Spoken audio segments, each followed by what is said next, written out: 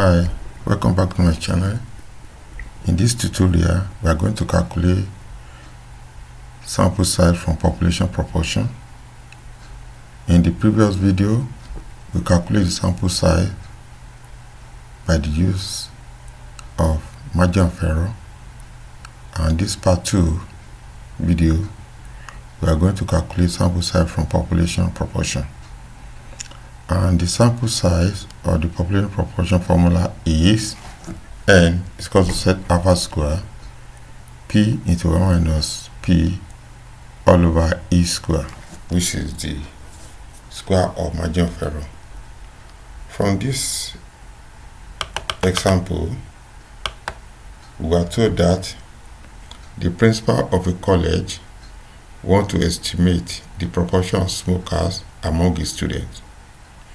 What size of a sample should he select so as to have the proportion of smoker not exceed by 20%? Record that the proportion of smoker was 0.4.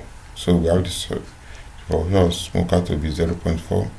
Use 5% level of confidence.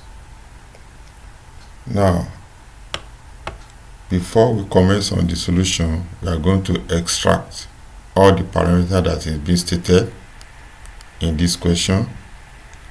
We have P is equal to 0.4. Those are the proportion of smoker among the students.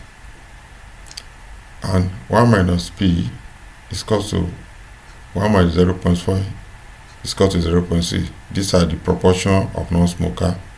Then our margin of error, which is 20%, as you can see here, is equivalent to 0.2.